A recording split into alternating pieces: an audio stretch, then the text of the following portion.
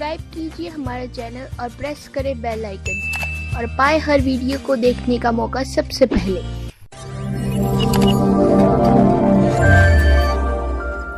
जैसे पुण्यात्माओं ये अस्थियां जो उठाते हैं ना, अस्थियां क्यों उठाते हैं? इन अज्ञानियों को ज्ञान तो था नहीं, अपने डले ढुआण तो मतलब था। अब जैसे हम इस बॉडी में रहते हैं, शरीर में, तो इससे इस जीव का एक विशेष लगाव होता है। जैसे हम किसी किराए पर मकान पर रहते हैं ना, और उसको कोई खाली करा लेता है, कई दिन याद आओ वो कमरे, करना तो पड़ता है, मजबूरी है। तो और ये तो हम अपना मान रहे इसको।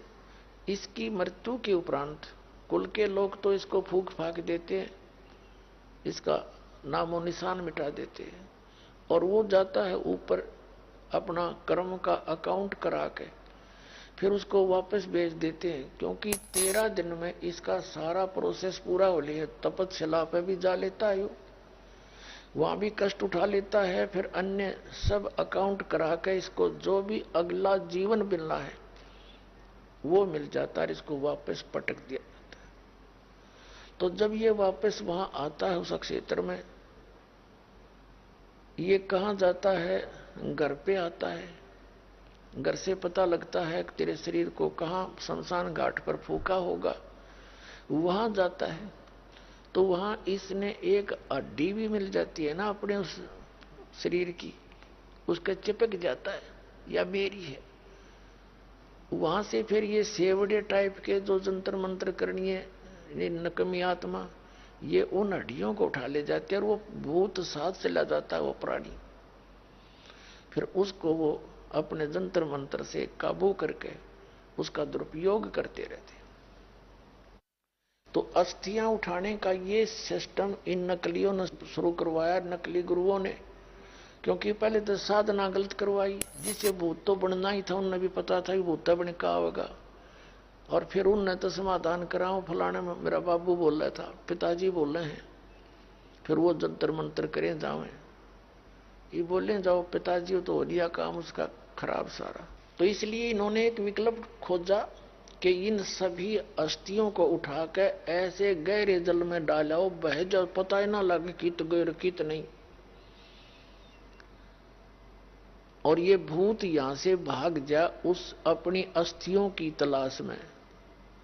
तो वो देखते जाते हैं कहां कहां गए, उनको पता लग जाता है एक दूसरे भूत तक, तेरी हड्डी वहां ले गए, तो वहां तक जाता है ये जहां तक वो अस्थियां गई हैं। या तो वो ऐसे पकड़ा जाता अस्थि होगी तो नहीं, फिर वो वापस आ जाता वहीं पर जहां ये पहले रहा करता, वहीं आशा जहां आशा था वासा हुई। तो इस प्रकार वो भूत ये अस्थियां उठाने की प्रक्रिया या न्यू सेलेक्ट की गई थी। लेकिन जब हम ऐसी भक्ति देंगे, अब वो अस्थि डालने क्या मुक्ति होगी उसकी? और के वो घर छोड़ कर चलेगा, सबके घर बैठे हैं भूत उनके परिवार के। तो गलत साधना करने से जितने वर्तमान में प्राणी है ना मनुष्य, इनसे कम से कम भी 20 गुना भूत हैं। प्रेत प्राणी सबके घर के वो सदस्य ने धक्के खाते फिर रहे, और सारे तंत्र मंत्र करा लिए, श्राद्ध भी कटवा लिए, फलाना भी कर दिया। अपने आत्मा जिस घर में या भक्ति प्रवेश हो जाएगी परमात्मा की, आपके वो पूर्वज भी वहीं पर हैं, वो धक्के खा रहे हैं बेचारे। लेकिन इस भक्ति के मंत्र के मिलने से वो आपको कोई हानि नहीं कर सकते किसी प्रकार की, और उनका उद्धार शुरू हो जाएगा, क्योंकि वही प्राणी है।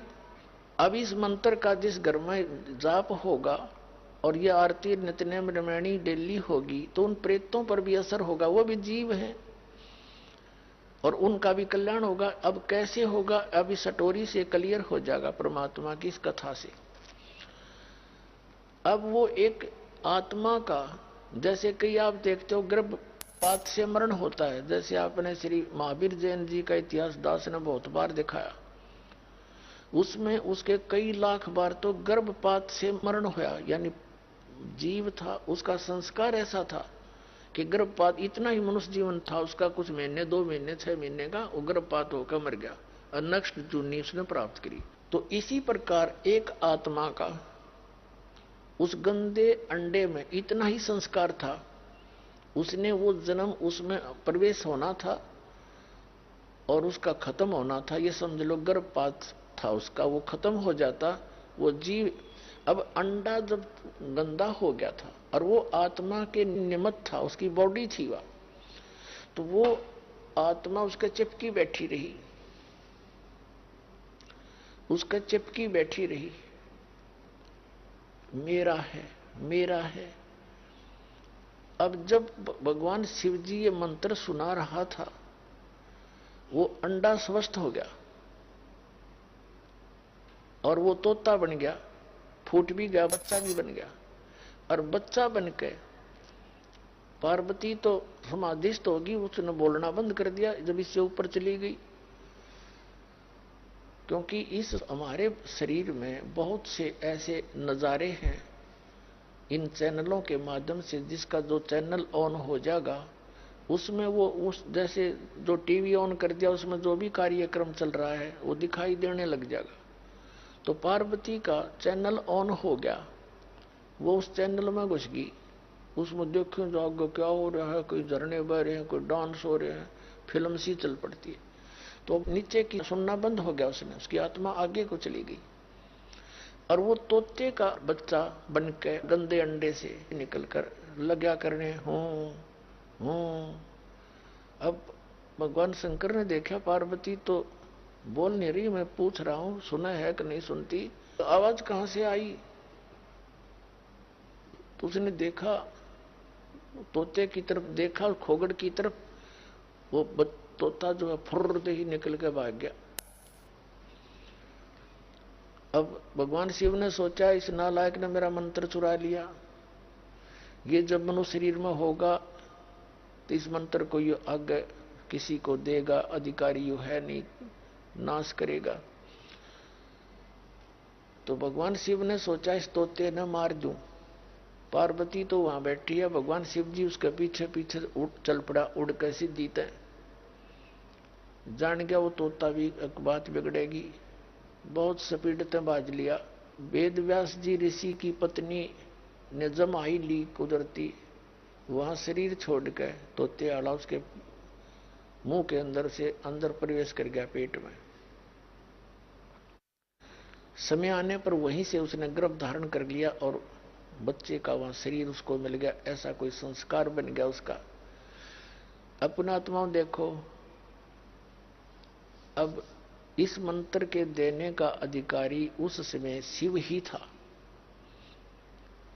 और शिव ने जो दान किया अपनी पत्नी से उसका तो असर होया और गंदे अंडे से तोता बन गया। वो आत्मा भी चार्ज होगी उस मंत्र से और उसको मनुष्य शरीर मिला। अब इससे बहुत से कंसेप्ट यानी शंकाएं बहुत सी समाधान हो जाएंगी, ध्यान से सुनते रहना। अब उसके गर्भ में जब समय आने पर वो अंदर था ही, और फिर उसको बॉडी बनने लगी जब उसमें प्रवेश कर गया, बच्चे का शरीर उसको मिल गया। लेकिन उसको इतनी चेतना रही कि बाहर जाते ही हमारे ऊपर एक बहुत जबरदस्त प्रभाव बन जाता तीनों गुणों का, और बाहर जाकर हम उद्देश्य भूल जाते हैं। मनुष्य जीवन किस लिए मिला था? इसका उद्देश्य केवल आत्म कल्याण के लिए है, बाकी तो हम वैसे जैसे संतान उत्पत्ति हमारे संस्कार है। थोड़ा बहुत झोंपड़ी मकान बना लेना आवश्यकता है,